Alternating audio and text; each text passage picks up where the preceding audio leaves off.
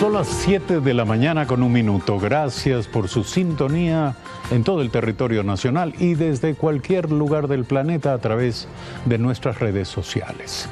El presidente de la República, Lenín Moreno, rindió el jueves anterior el informe de su primer año de gestión. Lo hizo ante la Asamblea Nacional. Destacó, entre otros temas, la atención en salud, educación, bienestar social y vivienda, así como la reactivación económica. Presentó también oficialmente el proyecto económico urgente para el fomento productivo y la atracción de inversiones. Sobre la mesa vacía. Desde hace un año, todos los días, estamos descubriendo con asombro y desilusión, lastimosamente, que la mesa estaba vacía. Se lo llevaron todo. Hago un esfuerzo por pensar que no lo hicieron intencionalmente. Tal vez para que el nuevo gobierno fracasara. Nos maquillaron los datos, las cifras, los montos, las encuestas, los análisis y hasta las proyecciones. Diálogo nacional. Hay confianza entre nosotros y vamos a seguir dialogando. Ante cualquier duda, siempre devolveremos al mandante el poder de decidir. Siempre acudiré a ustedes porque la soberanía de nuestra patria radica en ustedes. Educación. 200.000 hermanas y hermanos ecuatorianos se han inscrito ya. Pronto podrán encontrar mejor trabajo con su anhelado título de bachiller. En marzo, les comunico, ya se graduaron más de 18.000. Nuestros queridos jóvenes necesitan más oportunidades en su formación. Por ello, creamos institutos superiores técnicos y tecnológicos públicos. 6.000 jóvenes ahora tienen oportunidad de estudio y mejores horizontes laborales. Y crearemos 40 más. Y para aquellos que quieren ir a la universidad, incrementamos los cupos de ingreso. Más de 150.000 jóvenes recuperaron sus ilusiones y su autoestima. Empleo. 20.000 jóvenes van a hacer pasantías en el sector privado y 10.000 más en el sector público. Invertimos 41 millones de dólares. Pero hay más. Con el empleo joven promoveremos la inserción laboral de jóvenes sin experiencia. En este programa invertiremos 200 millones de dólares para vincular a 60.000 jóvenes al sector productivo. Atención social. Hemos construido, arreglado y repotenciado 66 instituciones de salud de esas en todo el territorio. 7 millones de compatriotas ya no tienen que recorrer largas y angustiosas distancias en las emergencias y viven ahora con la tranquilidad y la seguridad que eso proporciona. Con el programa Casa para Todos, solo en el 2018, 20.000 familias vivirán en comunidades seguras. Todavía, la verdad, es que estamos lejos del objetivo, pero hemos empezado a caminar. Seguridad social. Queremos que los 3.600.000 afiliados tengan atención adecuada y que 500.000 de jubilados tengan sus pensiones y prestaciones aseguradas. También solicitamos, ya lo dijo la señora presidenta de la Asamblea, a la Asamblea el incremento del seguro campesino a $100. Gracias, señora presidenta. Reactivación económica. Logramos la extensión del sistema de preferencias de los Estados Unidos. Pusimos en marcha el acuerdo comercial con la Unión Europea y el programa de apoyo al comercio exterior. Organizamos 8 ruedas de negocios, 15 misiones comerciales, 51 ferias internacionales con negocios realizados y potenciales que superan los $1.000 millones. En los últimos 12 meses, los depósitos bancarios se incrementaron en el 9% y el crédito se expandió en un 24%. Además, hoy contamos con las tasas de interés más bajas de los últimos 3 años. Para el sector productivo, pues apenas bordea para ellos el 7%. Proyecto económico urgente. Planteamos el no pago del impuesto a la renta por 8 años para aquellos empresarios que inviertan en Quito y Guayaquil. Y para quienes lo hagan en el resto del país, el no pago será de 10 años. La eliminación del impuesto mínimo del anticipo al impuesto a la renta a partir del próximo año. La reducción gradual del impuesto a la salida de divisas a partir del 2019, sujeta al desempeño de nuestra economía. Exoneración total del impuesto a la renta por 3 años para las nuevas microempresas y las que inviertan en el país. Para nuestros hermanos de la economía popular y solidaria, Crearemos un fondo de garantía para que puedan acceder de manera más fácil a los créditos que tanto han esperado. Situación en la frontera norte. La frontera ha sido desatendida y vamos a corregir ese error con determinación y con la celeridad que se requiere. Quiero nuevamente expresar nuestras condolencias a los familiares, amigos y colegas de los hermanos policías, militares y comunicadores que perdimos. Y aunque no están en nuestro territorio, no puedo dejar de mencionar a Katy Velasco y Oscar Villasís. Haremos todo lo que esté en nuestras manos para traerlos de vuelta a Ecuador. Lucha anticorrupción. Pronto presentaremos el proyecto de ley de extinción de dominio.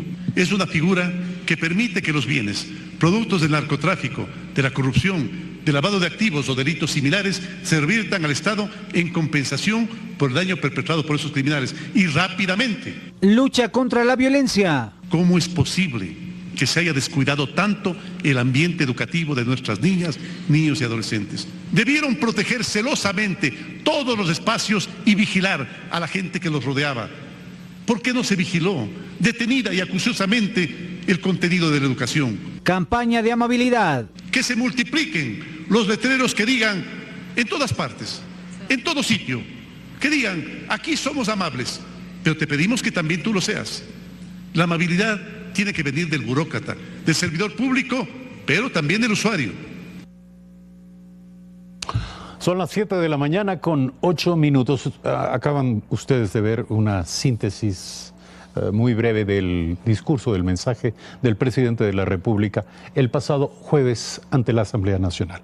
Patricio Alarcón, presidente de la Cámara de Comercio de Quito, se encuentra esta mañana aquí. Gracias por estar en Primera Impresión. Denos, por favor, una primera visión, una primera opinión sobre lo dicho y sobre todo el contenido económico del mensaje del presidente de la República. Buenos días, Eduardo. Un cordial saludo a la audiencia de Telediario. Miren, en general nosotros vemos como positivo el anuncio de lo que he podido analizar el proyecto de ley. Existen algunos beneficios para quien viene a invertir al país. Dentro de esos beneficios hay una exoneración del impuesto a la renta para quien invierte, para las nuevas inversiones en ciertos sectores en Quito y en Guayaquil. Estamos hablando de industrias de alimentos, industrias agroforestales, por darle ciertos ejemplos. Además, hay una exoneración del impuesto a la renta también para inversiones nuevas fuera de Quito y de Guayaquil y 15 años de exoneración de impuesto a la renta para las inversiones en las fronteras. Ya lo vimos, 3 años de exoneración de impuesto a la renta para las microempresas. No sé qué tan factible sea esto o qué tan viable sea para las microempresas, porque en promedio se demoran alrededor de 5 años para empezar a generar utilidades. Estaba analizando que también en la ganancia de acciones va a haber una tasa del 8%. Cuando usted vende, tiene una ganancia y sobre eso antes se cobraba hasta un 35%. Es un tema positivo también. En general vi que se están analizando reglas macrofiscales para permitir llegar a un techo del 40%. Si es que el gobierno no llega a este endeudamiento, tiene un periodo de 3 años, me parece, para ajustarse y tiene que pedir permiso a la Asamblea en caso de que quiera hacer inversiones que beneficien al país. Tendría que ir a la Asamblea y presentar este proyecto. En general, creo que es un buen proyecto. Mucho dependerá también esto de la estabilización fiscal. Pues, entiendo que se pretende ahorrar alrededor de $1.000 millones este año. El exceso de gasto público es complicado. El año pasado tuvimos un déficit de alrededor del 7%, $7.000 millones.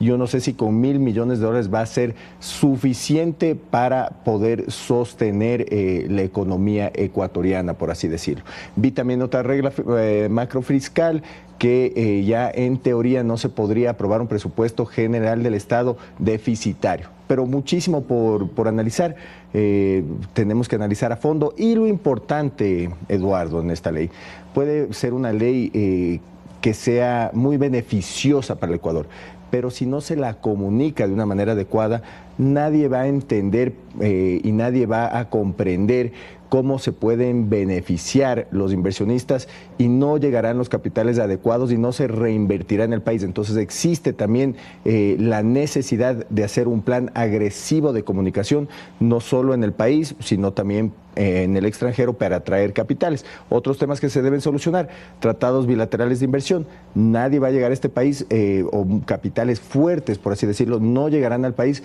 si es que no se soluciona el arbitraje internacional, que en este momento, según el borrador que pudimos tener acceso nosotros, solo permitiría el arbitraje en la región.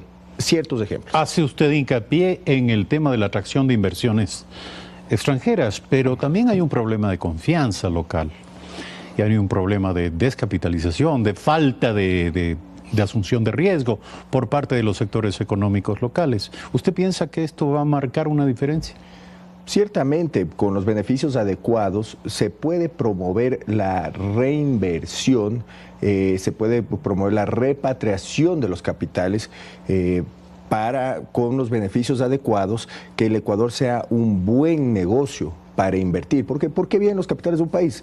Porque se está dando un buen rendimiento al dinero.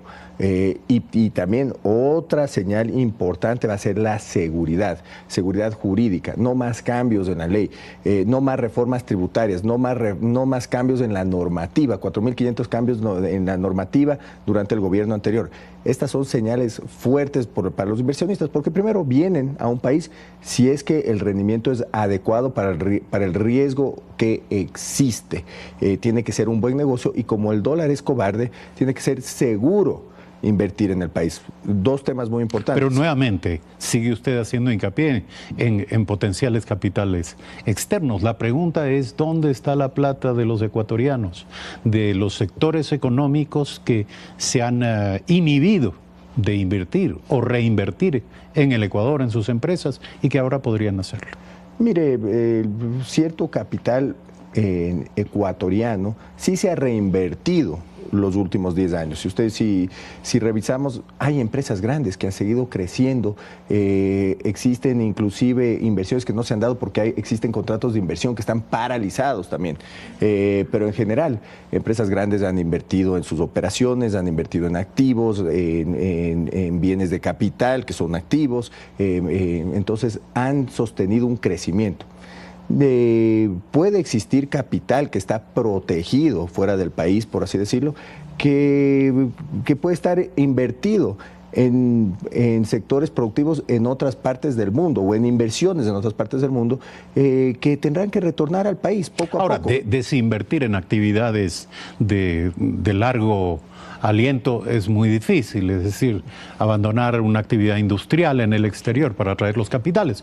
Pero hay capitales que simplemente están guardados en el sector financiero, ¿verdad? Sí. Esperando el momento de encontrar oportunidades. Es el momento en que el Ecuador brinde la seguridad y la oportunidad.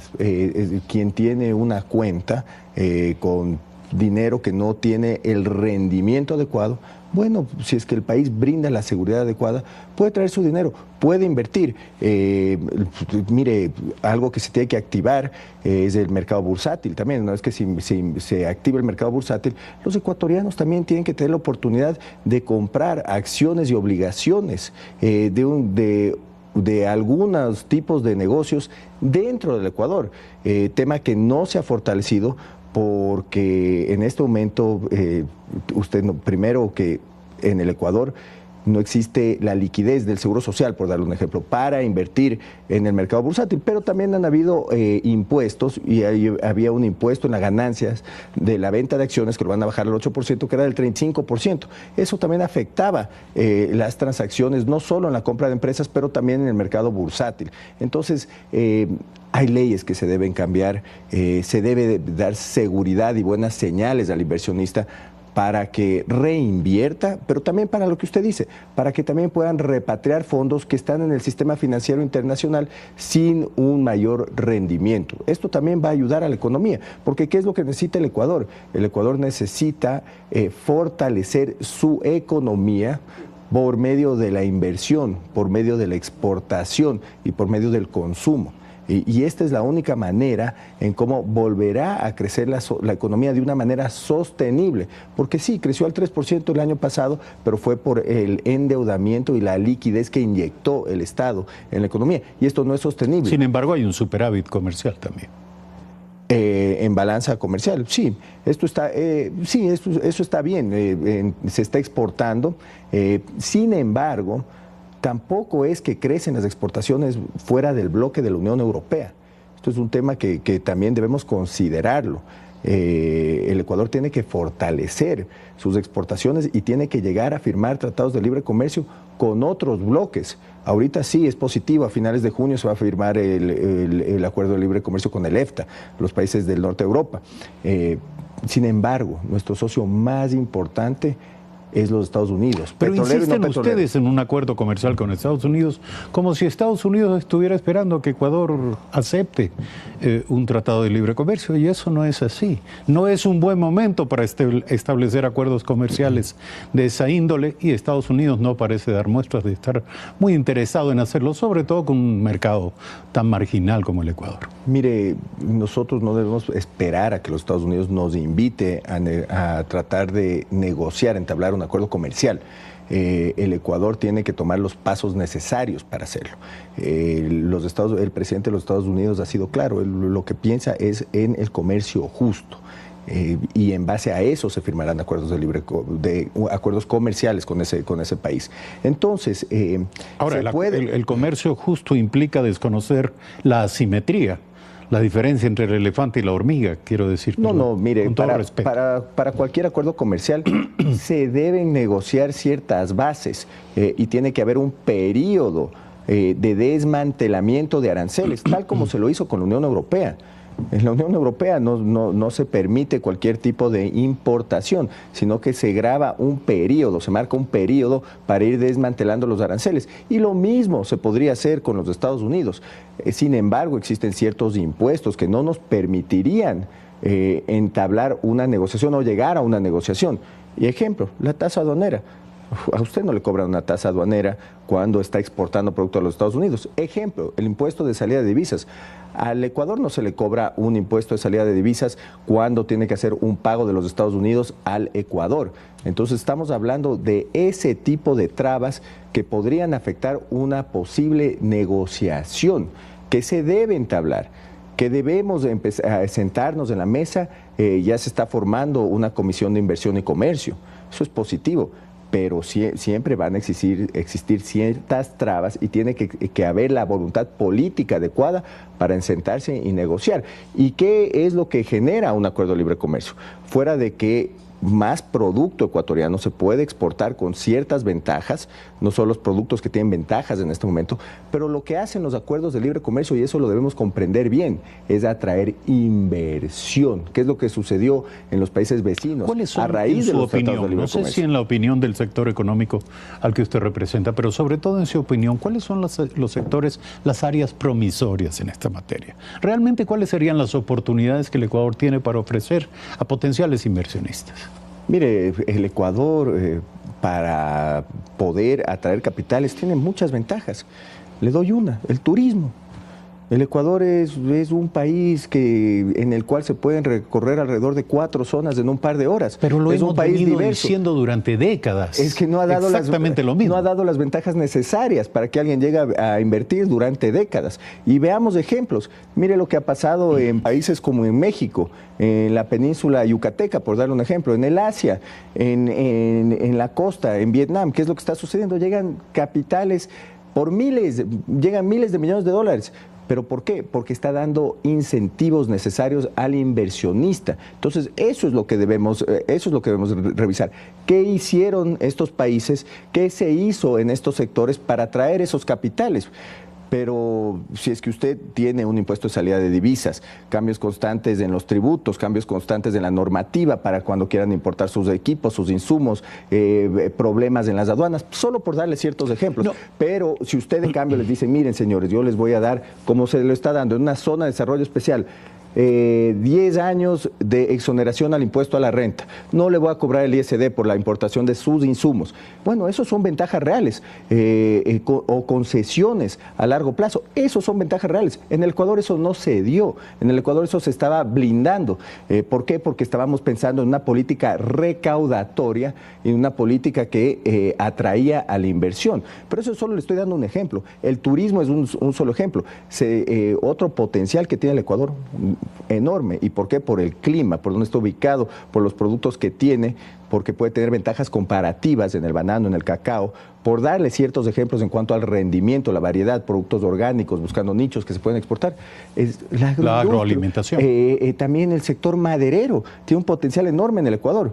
Pero volvemos a lo mismo, ¿qué incentivos existían en este país para invertir? Nos hemos enfocado en esos productos. Tenemos que capacitar al campesino para volverlo un empresario. Debemos identificar en qué zonas por la huella hídrica es mejor sembrar cacao, es mejor sembrar banano.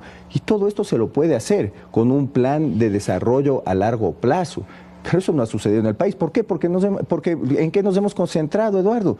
Nos hemos concentrado en apagar incendios durante los últimos 10 años, que suben un impuesto, que meten una traba, nuevas tasas aduaneras, salvaguardias, normativa. Entonces así no se puede trabajar. Hay que destacar que el presidente de la República propone medidas en su paquete económico que van más allá del tiempo de vigencia de su mandato.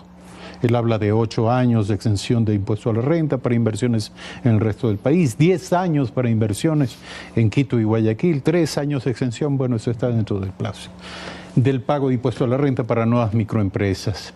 Es decir, la clave está en la sostenibilidad precisamente de estas medidas. En esa perspectiva, ¿cuál es el punto de vista de ustedes? Mire, es positivo porque si quiere atraer una inversión al país, usted le dice, bueno, le voy a dar estos beneficios durante el periodo de mi mandato de 3 años, pues no es suficiente, no van a llegar los capitales. Además que estos beneficios se los da con el principio de atraer inversión y promover fuentes de empleo en el país. Si es que no se da estos incentivos, no se van a promover estas fuentes de empleo y no llegará este capital al país. Es simple y tiene que ser los beneficios, la exoneración, tiene que ser lo suficientemente atractivo para que pueda llegar este dinero al país y para que puedan generarse fuentes de trabajo. Mire lo que el Ecuador tiene que hacer.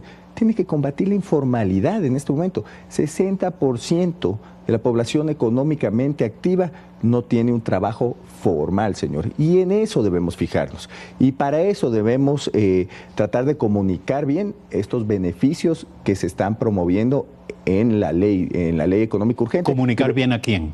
Al inversionista, al empresario local, al extranjero, una vez obviamente que este proyecto pase por la Asamblea. Muy bien, vamos tomando nota de aquello que constituye tareas pendientes ligadas, por supuesto, a la ejecución y al éxito de este plan económico presentado por el presidente de la República, pero también a lo que es, en este caso, en el caso de nuestro invitado esta mañana, una primera reacción de los sectores económicos. Seguiremos, por supuesto, registrando estas reacciones, pero a la espera también de saber cuál será la posición, sobre todo de inicio, de los inversionistas locales que deben volver a mirar al Ecuador como una oportunidad económica y no solo como una fuente de recursos para exportar esos capitales y colocarlos en el sector financiero internacional. Muchísimas gracias por aceptar esta invitación. 7 de la mañana, 24 minutos, hacemos una breve pausa, regresamos con el acusador particular del ex vicepresidente de la República, Jorge Glass, César Montúfar.